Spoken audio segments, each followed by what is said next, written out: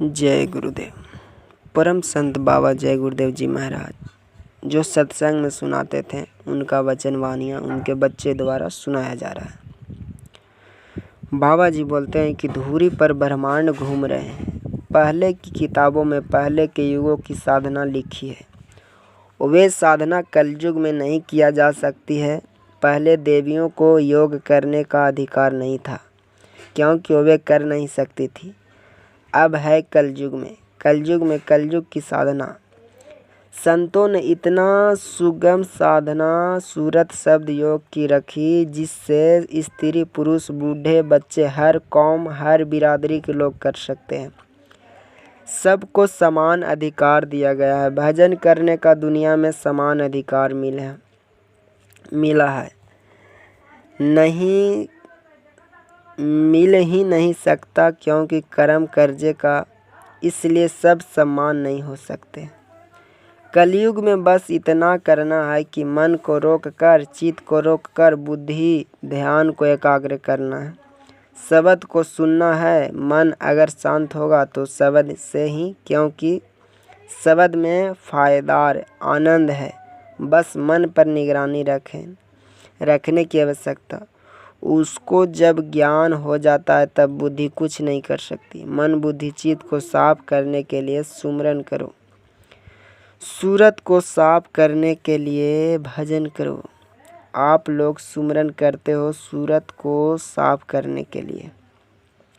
भजन करो। आप लोग न सुमरन करते हो न भजन करते हो। सुमरन पका लो, भजन बनेगा। जिसका भजन बना, उसको कहा कि भाई है सूरत मेरी आज सुहागिन। भाई है सूरत मेरी आज सुहागिन। आज से मतलब इस तन से है। जब तक आप इस शरीर में हो, आज है छीन सबसे छोटा समय है। लेकिन जब गुरु की कृपा हुई तो मेरी सूरत छीन छीन जाग रही है।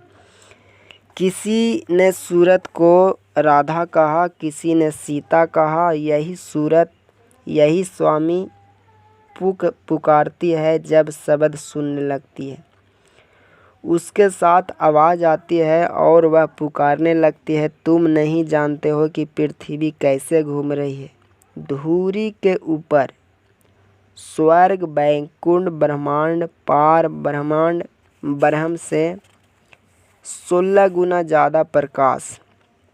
यहाँ पर ये इतनी छोटी हो गई कि बिना महात्मा के अब उसका भेद कोई नहीं बता सकता। जो आप यहाँ मिला है वही आपका सब उधर चलोगे तो वहाँ मिलेगा। अगर हर मंडलों में वहाँ आता जाता नहीं होगा तो वहाँ वह मिलेगा कैसे। सतलोक घूम रहा है, पर उसकी धुरी पर सारे ब्रह्मांड पार ब्रह्मांड घूम रहे हैं। मालिक ने आपको दान दी हुई है कि चीज़ वे लेगा नहीं। मालिक का यह काम नहीं है, लेकिन यह संतों का भेजता है। वह ज़बरदस्ती नहीं करते, युक्ति से प्रेम से समझा बुझा कर आपको ले जाएंगे। आपके कैसे कैसे बुरे कर्म हैं, उन्हें संत कैसे धोते हैं, यह आपको क्या मालूम।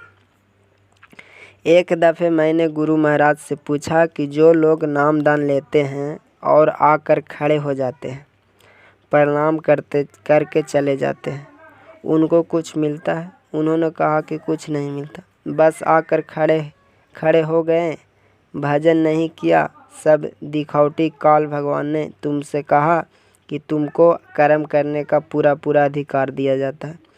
अच्छा करो बुरा करो, या अपनी जीवात्मा को जगाकर मालिक के पास पहुंचा दो। हम तुमको नहीं रोकेंगे, पर हमारे देश का कर्जा चुका दो, क्योंकि यह यहाँ का नियम है।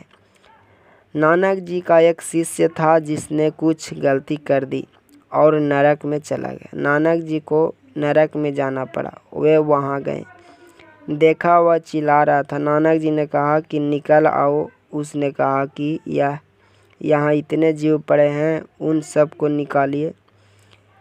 नानक जी ने अपना अंगूठा नरक में डाला और सब जीवों को निकाल लिया। नानक जाय अंगूठा बोरा, सब जीवन का किया निबेड़ा।